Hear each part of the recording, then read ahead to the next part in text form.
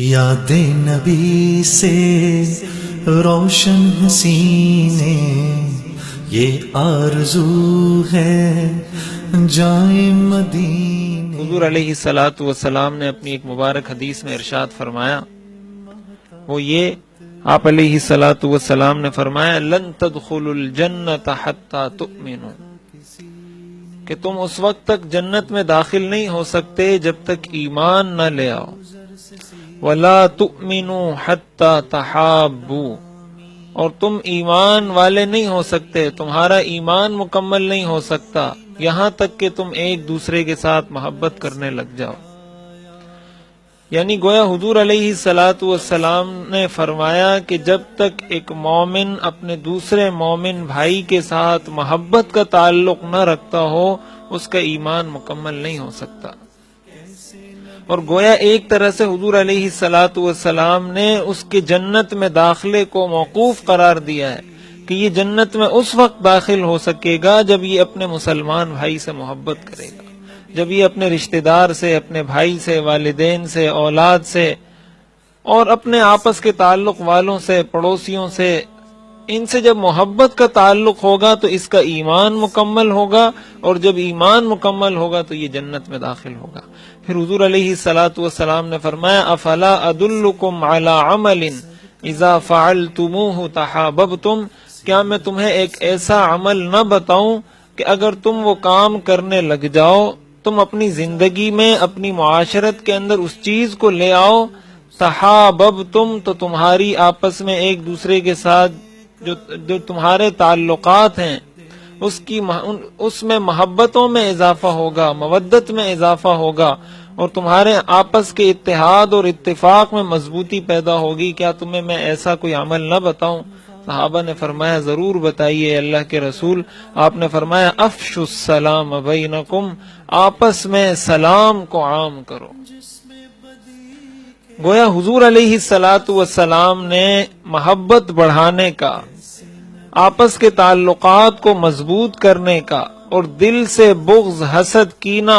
عداوت کی آگ کو نکالنے کا اور اس کو بجھانے کا جو طریقہ حضور علیہ الصلوۃ والسلام نے بتایا، حضور علیہ الصلوۃ والسلام سے سچا اس کائنات میں کوئی اور انسان نہیں ہو سکتا۔ آپ نے فرمایا کہ محبت کا ذریعہ یہ ہے کہ آپس میں سلام کو عام کریں۔ ہر ملک، ہر ملت، ہر مذہب اور ہر زبان کے لوگوں کی اپنی اپنی گریٹنگز ہوتی ہیں، کوئی کسی طریقے سے گریٹ کرتا ہے، کوئی کسی طریقے سے وش کرتا ہے۔ اسلام نے مسلمانوں کو ایک طریقہ سکھایا ہے، اور اگر دیکھا جائے دنیا کے اندر اس سے جامع، کمپریہنسو اور ایک ایسا طریقہ، ایک ایسے الفاظ جس کے اندر اتنا بڑا مفہوم داخل ہو جائے، دنیا کی کوئی زبان، کوئی ملت، کوئی تہذیب پیش نہیں کر سکتی۔ اس کی وجہ یہ ہے کہ جب سلام کرنے والا کسی مسلمان بھائی کو سلام کرتا ہے، یہ محبت کا ذریعہ کیوں ہے؟ حضور علیہ الصلوۃ والسلام نے کیوں اس کو محبت کا ذریعہ قرار دیا؟ اس لیے کہ جب کوئی مسلمان بھائی کسی کو کہتا ہے السلام علیکم، تو گویا وہ اس کو یہ پیغام دیتا ہے کہ میری طرف سے آپ امن میں رہیں، میری طرف سے نہ آپ کی جان کو نقصان پہنچے گا، نہ آپ کے مال کو نقصان پہنچے گا، نہ آپ کی عزت پر کوئی حرف آئے گا۔ میں آپ کو اس بات کی ضمانت دیتا ہوں کہ آپ میری طرف سے سلامتی میں رہیں گے۔ اور پھر جب سامنے والا اس کو کہتا ہے وعلیکم السلام،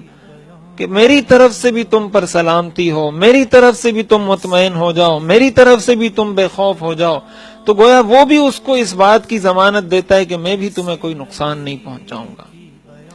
تو اب ہمیں دیکھنا چاہیے کہ ایک معاشرے کے اندر اگر ہر شخص دوسرے سے بار بار ملتے وقت یہ جملہ کہے السلام علیکم وعلیکم السلام، السلام علیکم وعلیکم السلام، اگر بار بار مسلمانوں کی جانب سے یہ جملے ادا کیے جائیں اور ہر مسلمان دوسرے کو اس بات کی گارنٹی دے موقع موقع پر، لمحے لمحے پر، ہر ملاقات کے موقع پر، تو کیا ان کی آپس میں محبت میں اضافہ نہیں ہوگا؟ حضور علیہ الصلوۃ والسلام نے تو یہ ارشاد فرمایا کہ اگر کوئی شخص، کوئی دو آدمی رستے میں جا رہے ہیں، کوئی درخت، کوئی پتھر ان کے بیچ میں آیا جس کی وجہ سے ان کے رستے جدا ہو گئے، اور پھر تھوڑی دیر بعد یہ دوبارہ آپس میں آ ملے، حضور علیہ الصلوۃ والسلام نے فرمایا یہ پھر ایک دوسرے کو سلام کریں۔ کتنا حسین، کتنا خوبصورت مذہب اسلام اللہ تعالیٰ نے ہمیں دیا ہے کہ یہ تھوڑے سے فاصلے کے بعد، تھوڑے سے وقفے کے بعد ملیں تو فوراً یہ ایک دوسرے کو ضمانت دے دیں کہ بھائی میں آپ میری طرف سے سلامتی میں رہیں اور میں آپ کی طرف سے سلامتی میں رہوں. کیسے نبی کی بیان ہو عظمت، کیسے نبی کی بیان